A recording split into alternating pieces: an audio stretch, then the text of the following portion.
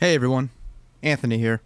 So the other day I was talking to myself like I do quite often, and I was thinking about how music technology has really come a long way.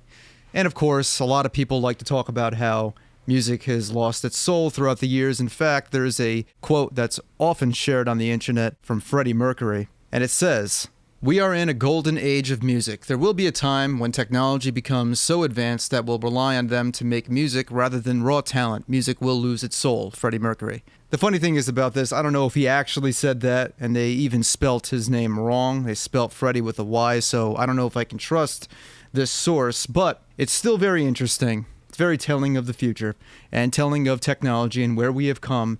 And it makes me think about every band, all the legends of the past, everyone that we hold up on a high pedestal now, looking back and saying that, oh, it was so much better back then. And I think about bands like Nirvana. I think about bands like the Beatles and Led Zeppelin and Queen and what made them so great. We're going to make this video about Nirvana right now, because obviously that is what this video is titled. Now you're probably wondering, what the hell is this Kirk Hammett looking freak getting at saying Nirvana would suck in 2018? Hear me out.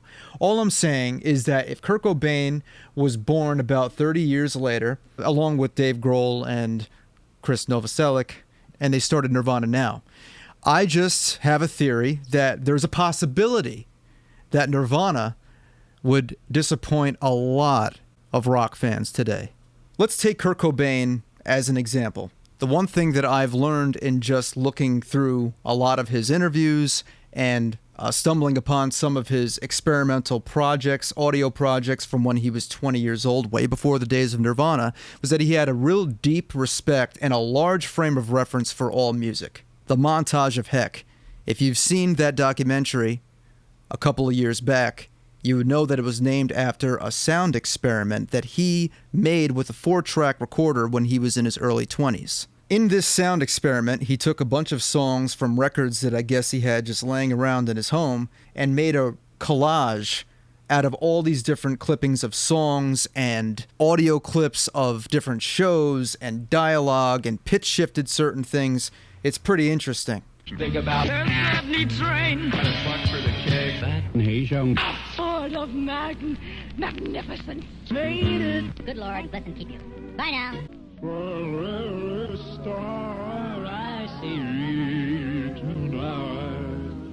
In case you want to know some of the songs that appear on this montage, you have The Men in My Little Girl's Life by Mike Douglas. You got The Sound of Silence, Simon and Garfunkel. Day in a Life by the Beatles. Eruption, Van Halen. Hot Pants by James Brown. You got some Cher in there. Donny Osmond, John Denver, Dean Martin, Sammy Davis Jr., Iron Butterfly, The Partridge Family. This is like a 20-style video. Frank Zappa. This is all the stuff that he had in his collection, that he was listening to, that he was putting together in collages. That at the time, who the hell was even doing that? Sound experiments. If you look at some of Kurt's interviews, especially his interviews right before his passing, he was talking a lot about how Nirvana's sound was about to change. That's what our new music is sounding like. We're using a lot more effects boxes, and our tastes are just changing so rapidly that we're really experimenting with a lot of stuff. And this is just like the last chapter of 3-chord grunge music. He often mentioned how he loved the new wave sound of the 80s and would have been perfectly happy if Nirvana was part of that wave. I like it as much as new wave. I would have been proud to be a new waver. But we're getting more new wave as the days go by. I think we're going to reinvent new wave and bring back breakdancing. I really think that Kurt Cobain had a very experimental mind, and he seemed to be very in tune with social trends and movements, and he understood the power of those movements and knew how to tap into that. And that's a big part of the reason why Nirvana had the success it did, because the grunge movement was boiling, and he was the one to bring it into the mainstream. Say that didn't happen. Or say Nirvana wasn't the band to do it. Say it was Soundgarden that broke the Seattle grunge movement. And now, Nirvana formed in 2018. Grunge happened, all that happened, except Nirvana wasn't there. Now forget about how that would change the trajectory of music because Nirvana was highly influential. We can go down that rabbit hole, but forget about that for now. Nirvana is forming right now, 2018. Kurt Cobain is like 22 years old. He's born into this time period. The age of the internet, the age of memes, the age of YouTube. Now I wonder what they sound like. We can never really know. Do you think it would sound anything like what it sounded like back then? No, I don't think so. Not at all, not even a little bit. I think there's a possibility he would tap into what trends are happening right now. You have the new wave of hip-hop. You have trap metal, which is a thing now.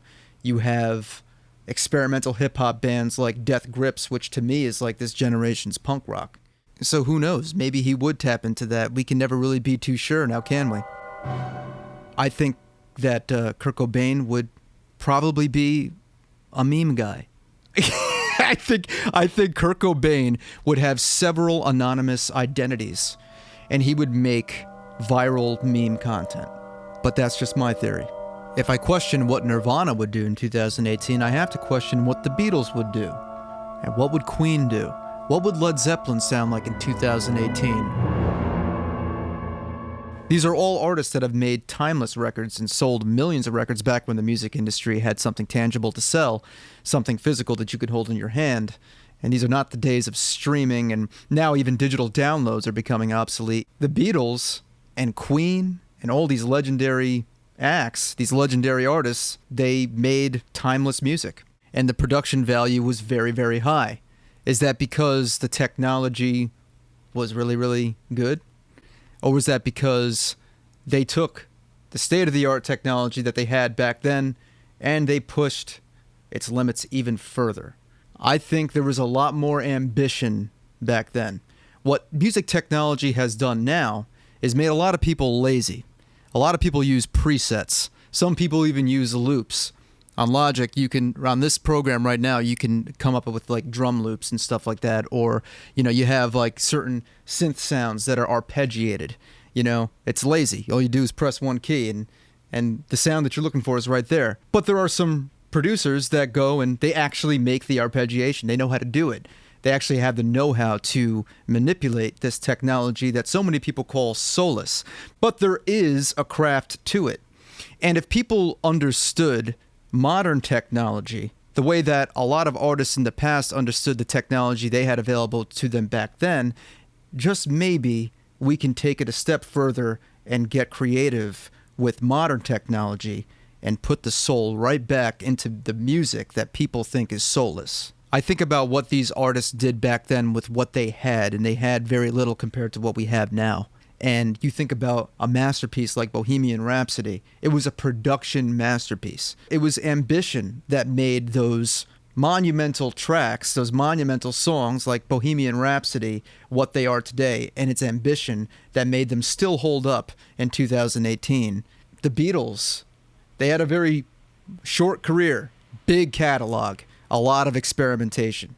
George Martin, their producer, he incorporated a lot of things that revolutionized music production. The story behind A Day in the Life, that Beatles song, the end chord of A Day in the Life, that end piano chord, how they did that in recording, is fascinating. It says here on Wikipedia, Lennon, McCartney, Starr, and Evans shared 3 different pianos, with Martin on a harmonium, and they all played an E major chord simultaneously. The chord was made to ring out over 40 seconds by increasing the recording sound level as the vibration faded out.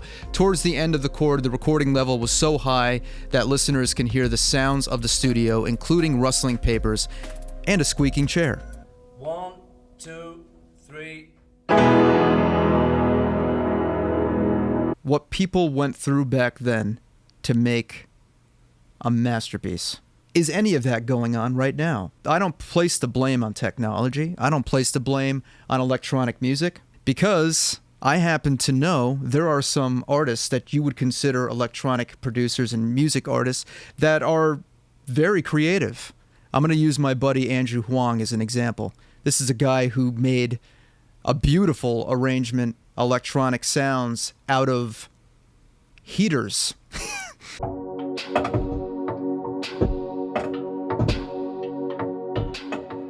Out of, Radiator sounds.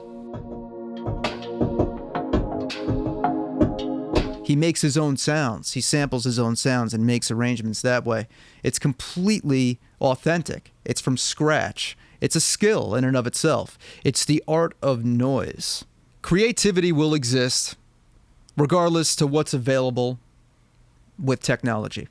But I think the problem is just where it gets soulless is when everything sounds the same and everyone sounds like each other and nobody is putting the added effort to make something great. So if all of our favorite legendary artists were to form in 2018, perhaps they would actually just do the same thing they did back then. Maybe Bohemian Rhapsody would still be written today, and maybe it would do the exact same thing it did in the 70s.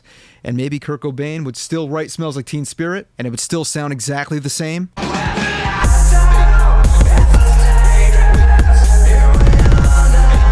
Not even a little bit different.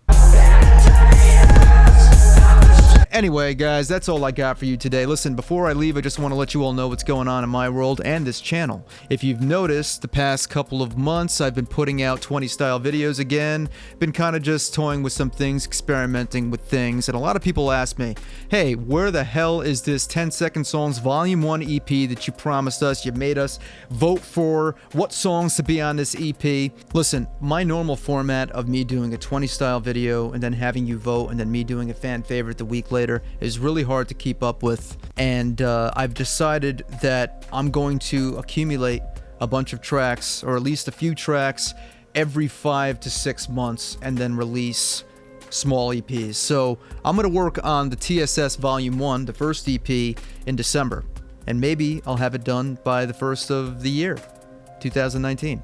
Speaking of EPs, me and E-Rock started a band called Riptide, and we're working on our first EP together, and it's really cool. We got a couple of covers on this EP, and we're almost done recording it. You can pre-order it right at the link below if you'd like to. Check it out. Check out our first single. We put that out a few weeks back.